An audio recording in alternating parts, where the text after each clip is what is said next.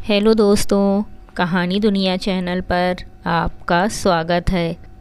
आइए सुनते हैं डॉक्टर पुष्पा सक्सेना जी की लिखी कहानी मोह भंग। यस, विनती अधिकारी स्पीकिंग। हाय विन्नी, कैसी है? फ़ोन के दूसरी ओर से शैली की चहकती आवाज़ सुनाई दी थी। ठीक चल रही हूँ, अपनी बता। अरे यार, मज़ा आ गया। जानती है, समीर आया हुआ है, तेरा फ़ोन नंबर दे दिया है। ताज्जुब है, उसके पास तेरा नंबर नहीं था। एनी हाउ, कॉल करेगा क्या? अच्छा, कब आया? बहुत संभालने पर भी विन्नी की आवाज़ लड़खड़ा गई थी। कल ही तो आया है। यहाँ कोई इंटरनेशनल सेमिनार है प्रवासी भारतीयों की समस्या पर। आते ही फ़ोन किया। मुझे तो एकदम सरप्राइज़ मिला। उसे अभी भी हमारी याद है, सबके बारे में पूछ रहा था। शैली, थोड़ी देर बाद फ़ोन कर लें तो चलेगा? अभी डायरेक्टर की मीटिंग होने वाली है। ओके यार, तू तो हमेशा बिज़ी ही रहती है, कभी अपने लिए भी वक्त निकाल लिया कर, वरना उसी ऑफिस में दफन हो जाएगी। हाँ, समीर से जो बातें हों बताना मत भूलना। बाय। बाय द वे, लगता है बीवी का गुलाम बन गया है तुम्हारा हीरो। बीवी की हर अदा पर कुर्बान जाता है, तारीफ़ों के पुल बांध रहा था। फ़ोन क्रेडिल पर रख विनती सोच में पड़ गई थी। इसी शहर में समीर कल से आया हुआ है और उसे कॉल भी नहीं किया। शायद उसकी पत्नी को समीर और विनती के संबंधों पर आपत्ति हो, पर क्या उस संबंध को यूं आसानी से भुलाया जा सकता है? विनती अपने को ज़बरन भुलावा दे रही थी। फ़ोन की घंटी पर विनती का पूरा शरीर सजग हो उठा था। क्या कहेगा समीर? इतने वर्षों बाद उसकी आवाज़ सुन क्या वो सहज रह सकेगी? धड़कते दिल से विनती ने फ़ोन उठाया था। हेलो जी, मैं लाइन दे रही हूँ, please hold the line. Managing director के लिए मिस्टर बिरमानी का फ़ोन था। कल शैली ने समीर को विनती का नंबर दे दिया, फिर भी अभी तक उसने कॉल नहीं किया। पहले तो मम्मी पापा घर से बाहर कहीं गए नहीं कि समीर फ़ोन पर चालू हो जाता था। हाय वीनू, मुझे याद कर रही थी ना? ओ समीर, तुम्हें किसी का डर नहीं? अगर मम्मी ने सुन लिया तो मुश्किल हो जाएगी, इसीलिए तो मम्मी की एब्सेंस में फ़ोन कर रहा हूँ। तुम्हें कैसे पता मम्मी नहीं है? विनती ताजुब में पड़ जाती। मम्मी पापा 5 मिनट पहले बाहर गए हैं। बोलो, ठीक कहा ना? तुम क्या ज्योतिषी हो समीर? भोलेपन से सवाल पूछती विनती भूल जाती। समीर का घर ठीक उसके घर के सामने ही तो था। खिड़की के पास समीर की स्टडी टेबल थी। वहाँ बैठा समीर आसानी से विनती के घर आने जाने वालों का हिसाब रख सकता था। उस पड़ोसी परिवार में पति पत्नी और एक मात्र पुत्र समीर ही था। एमएससी की पढ़ाई पूरी कर समीर कॉम्पिटिटिव एग्ज़ाम्स की तैयारी कर रहा था। विनती से समीर का परिचय यूनिवर्सिटी लाइब्रेरी में हुआ था। 15 दिन किताब रखने के बाद विनती उसे फिर अपने नाम इशू कराने गई थी। किताब पर नज़र पड़ते ही लाइब्रेरियन ने शिकायत की थी। आपने पहले ही 15 दिन ये किताब रख ली, अब ये किताब आपको फिर नहीं दी जा सकती। क्यों नहीं दी जा सकती?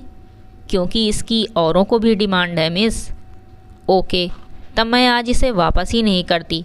जो फ़ाइन लेना है ले लेना। देखिए मिस, ऐसा गज़ब मत कीजिएगा, मुझे इस किताब की सख्त ज़रूरत है। एग्ज़ाम में मैंने इंटरनेशनल लॉ का स्पेशल पेपर दे रखा है। पूरा शहर खोज मारा, कहीं ये किताब नहीं मिली। पीछे से समीर ने अनुनय की थी। मुझे भी अपने एग्ज़ाम्स के लिए ही ये किताब चाहिए। 1 मिनट, आप 35 नंबर मनीलाल स्ट्रीट पर रहती हैं ना? जी, आप कैसे जानते हैं? विनती अचकचा गई थी। वाह, तब तो बात बन गई। हम दोनों तो पड़ोसी निकले। अब तो पड़ोसी धर्म निभाना ही पड़ेगा मिस। दिन में किताब मैं देख लूँगा, रात में आप रख लें।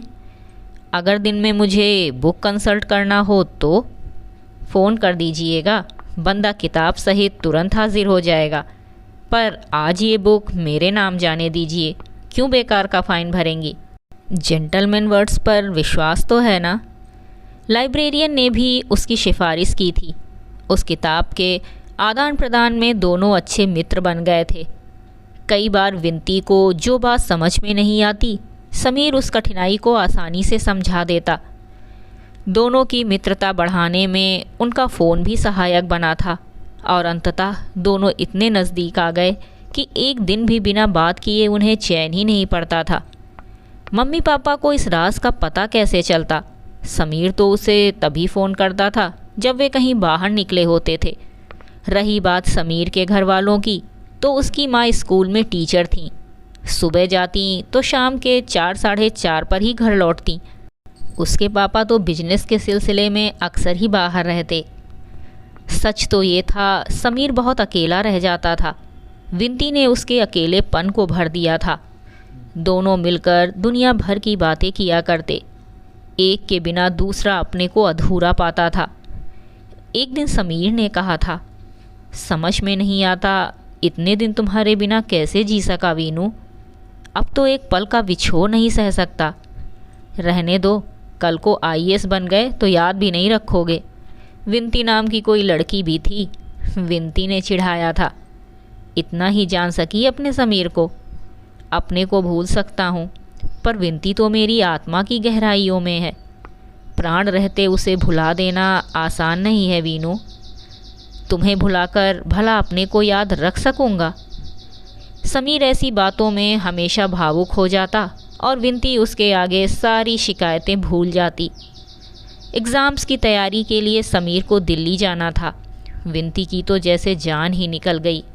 कैसे रह पाएगी उसके बिना? तुम तो यूँ परेशान हो रही हो मानो मैं अपनी शादी के लिए जा रहा हूँ। तुम्हारे बिना क्या मैं खुश रह सकूँगा? पर यही तो हमारी परीक्षा का समय है। हम दूर रहकर भी पास रहेंगे विन्नी। बड़ी मुश्किल से समीर विंती को समझा सका था। समीर के जाने के बाद से तो गर्मी की लंबी दोपहरियाँ और भी लंबी और बोझिल हो उठी थीं। मम्मी उसके चुप से परेशान थीं।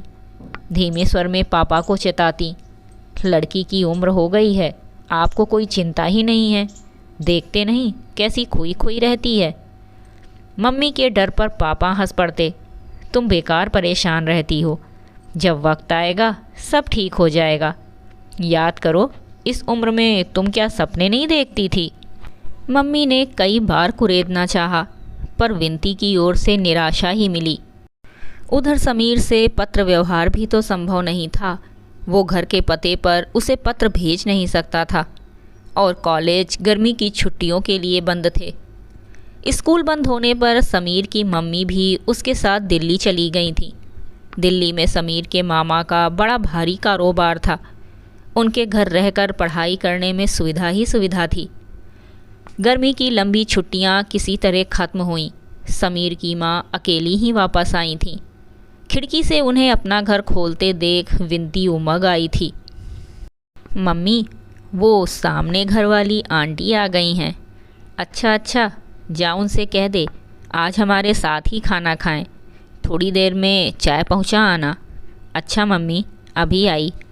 पंख लगे पाँवों के साथ विंती समीर के घर उड़ चली थी। उस समय मम्मी का वैसा प्रस्ताव कितना अच्छा लगा था। नमस्ते आंटी, मम्मी ने कहा है आज आप हमारे यहाँ ही खाना खाएं। थोड़ी देर में चाय लेकर आती हूँ।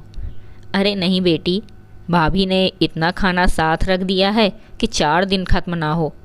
मम्मी को मेरा धन्यवाद देना, फिर कभी सही। और हाँ, चाय तो मैं पीती ही नहीं, इसीलिए परेशान ना हो। बस अब नहा धोकर आराम करूँगी। विंती को उससे कितनी निराशा हुई थी। वैसे भी समीर की माँ ज़्यादा मिलनसार थी भी नहीं।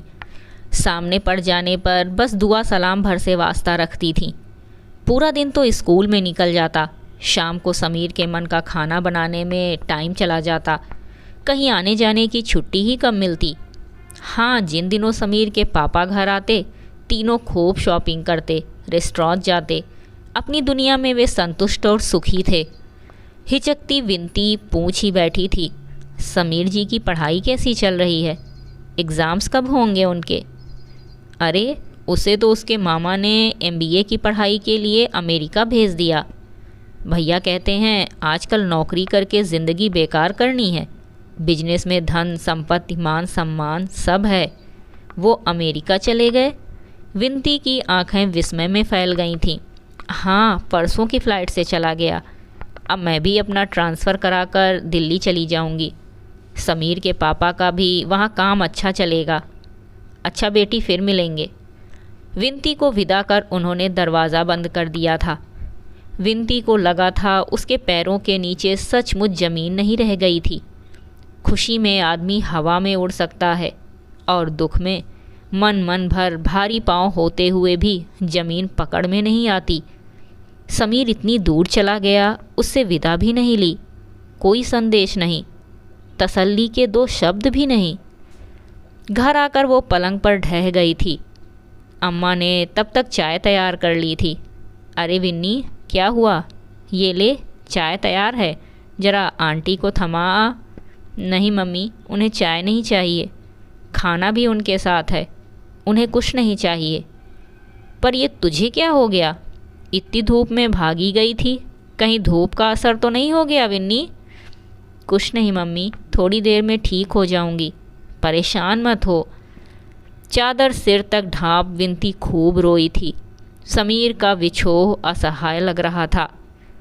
दूसरे दिन से ही उसने समीर के खत का इंतज़ार शुरू कर दिया, अच्छी तरह जानते हुए भी कि उतनी दूर से पत्र आने में कम से कम 15 दिन ज़रूर लग जाएंगे। विनती रोज़ कॉलेज के नोटिस बोर्ड पर लगी चिट्ठियों में अपना नाम खोजती रही। अंततः समीर का खत आया था। हजार बार माफ़ी मांगकर अपने अचानक चले जाने की विवशता लिख भेजी थी। विनती के बिना वो कितना अधूरा है, वो समझ नहीं सकेगी। विनती के सारे गिले सिकवे दूर हो गए, आंखें भर आई थीं। उतनी दूर होकर भी समीर उसके पास ही रहा। मम्मी से अब विनती का सूखा मुंह नहीं देखा जाता था। पापा का आराम से बैठना उन्हें नहीं भाता था। अब तो उसके हाथ पीले करके ही चैन की सांस लूँगी। क्या तकियानूसी बातें करती हो? कौन सी भारी है हमारी बेटी? तुम अपनी रहने दो। विन्नी का मुंह देखा है? उसके साथ की लड़कियां सब एक एक कर ससुराल चली गईं। तुम्हारे लाड़ ने उसे बच्ची बना रखा है। मम्मी, हमें शादी नहीं करनी है। क्यों नहीं करनी है? हम क्या सब दिन बैठे रहेंगे? कोई भाई भी नहीं है कि मायका बना रहता। उस जगह मम्मी को बेटे की कमी कांटे सी गड़ती थी। अंततः एक जगह बात पक्की हो ही गई थी। रिश्ते की बहन की शादी में आए उसके देवर नवीन ने विनती को देख पसंद कर लिया था। उसके घर वालों ने पापा को विनती के लिए प्रस्ताव भेजा था। मम्मी की खुशी का और छोर नहीं था। विनती घबरा गई थी। उधर समीर था कि हज़ारों मील दूर बैठा कभी महीने 2 महीने में एक खत डाल उसे विश्वास दिला जाता कि उसे वो अभी भूला नहीं है। दिन पर दिन समीर के खत छोटे होते जा रहे थे। वहाँ पढ़ाई में बहुत मेहनत करनी होती है, खत लिखने का टाइम ही नहीं रहता। हालांकि उसके मन में हर समय विनती ही रहती है। विनती ने अपनी परेशानी लिख भेजी थी, जल्दी कुछ करने का आग्रह किया था। पत्र के जवाब में इस बार छोटा सा खत आया था। अभी तो अपने पाँवों पर ही नहीं खड़ा हो सका हूँ वीनू, शादी की कैसे सोचूं? मुझे लगता है कि तुम मम्मी पापा का कहना मान लो।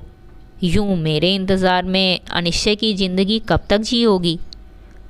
उस खत को पढ़ विनती स्तब्ध रह गई थी। समीर के सिवा किसी और का वर्ण क्या संभव था, वो भी उस दिन की घटना के बाद? क्या समीर उस शाम को एकदम भूल गया जब विनती ने अपना सब कुछ उसे समर्पित कर दिया था? बरसात की उस अंधेरी शाम अचानक बिजली चली गई थी। मम्मी पापा रिश्ते के चाचा को देखने अस्पताल गए हुए थे। बिजली गुल होते ही समीर ने दरवाज़ा खटखटाया था। समीर को अपने साथ पा विनती का डर दूर भाग गया था।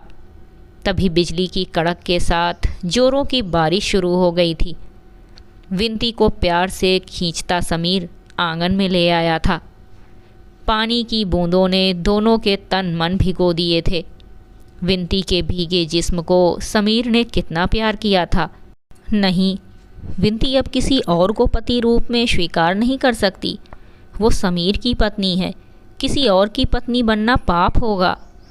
शायद उसी भावुकता में उसने नवीन के नाम पत्र लिख भेजा था, कहीं कुछ नहीं छिपाया था। समीर को भी साफ लिख भेजा था, अगर वो उससे विवाह नहीं करेगा तो वो आजीवन कुंवारी बनकर रह सकती है, पर किसी और की पत्नी बनना स्वीकार नहीं करेगी। विनती का खत नवीन की माँ ने खोला था।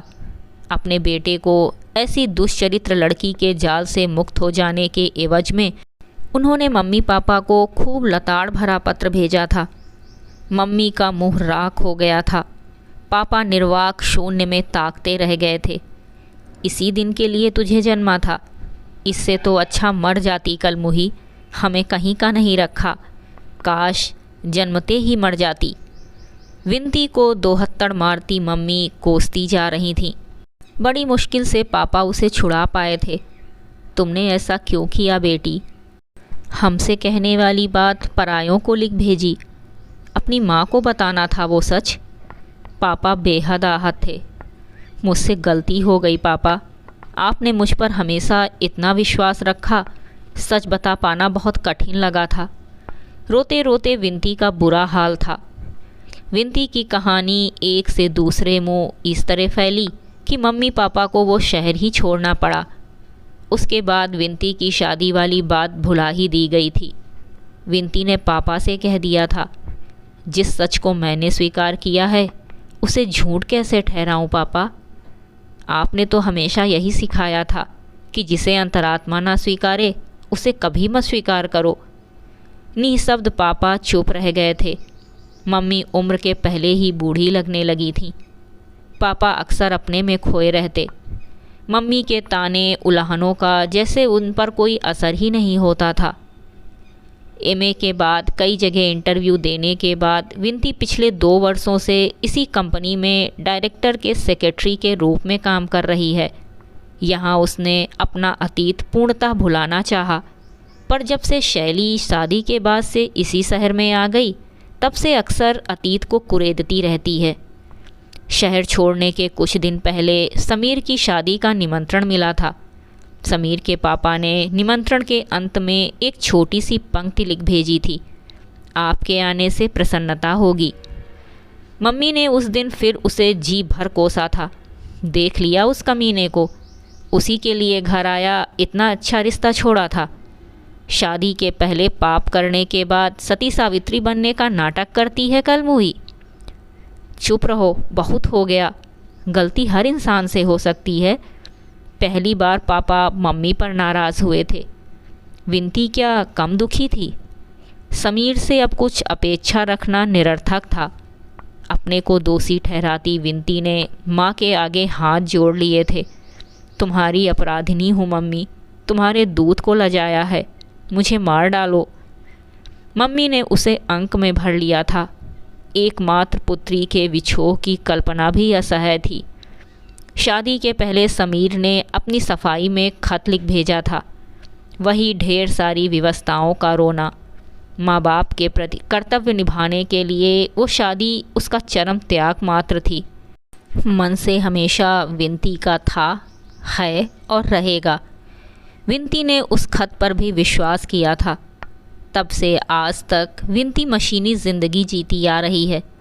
उसके शांत जीवन में समीर के नाम ने आज फिर झंझावत पैदा कर दिया था। वो समीर को भुला चुकी है।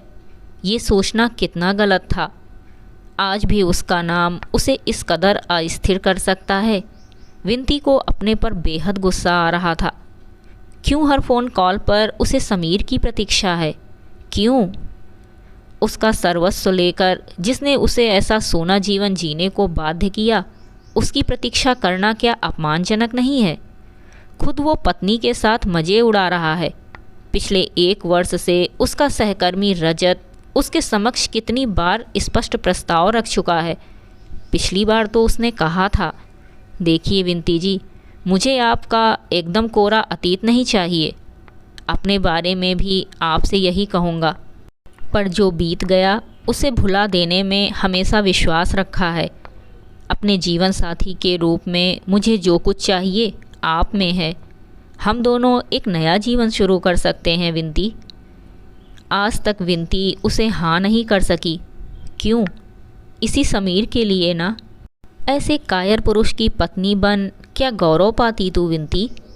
अगर साहसपूर्वक सामने आकर कह देता, वो क्षण भर की हमारी भावुकता थी वीनू, मुझे माफ़ करना, तो क्या विनती उसे माफ़ नहीं कर देती? शायद गलती तेरी ही थी विनती। जानते हुए भी तूने समीर की असलियत स्वीकारनी नहीं चाही। स्वप्नों के आदर्श पुरुष के रूप में उसकी पूजा करते रहने में भी अहम को एक तरह की शांति ही मिलती है ना। शायद दुख और विरह का बाना पहन तूने अपनी गलती का प्रक्षालन चाहा था विनती। अपने मन में उठ रहे ढेर सारे सवालों का जवाब विनती को पाना था। कल से आया समीर भी शायद बहुत से मिस्री पगे वाक्यों के रिहर्सल के बाद एक विरही की व्यथा कथा सुनाएगा। नहीं, अब उसे इस मोह पास से मुक्ति चाहिए। उन लिजलिजी बातों के लिए उसके पास समय नहीं है। फ़ोन की घंटी ज़ोरों से घनघना उठी थी। हेलो, कौन? विनती, मैं समीर बोल रहा हूँ। कैसी हो वीनू? Sorry, wrong number. विनती का पूरा शरीर कंटकित हो उठा था। फ़ोन रखते ही दोबारा घंटी बजी थी। फ़ोन की लगातार घनघना रही घंटी पीछे छोड़ विनती रजत के कमरे का दरवाज़ा खोल अंदर प्रविष्ट हो गई थी। ये थी डॉक्टर पुष्पा सक्सेना जी द्वारा लिखी कहानी मोह भंग। उम्मीद करती हूँ आपको हमारी ये कहानी ज़रूर पसंद आई होगी। कहानी सुनने के लिए धन्यवाद।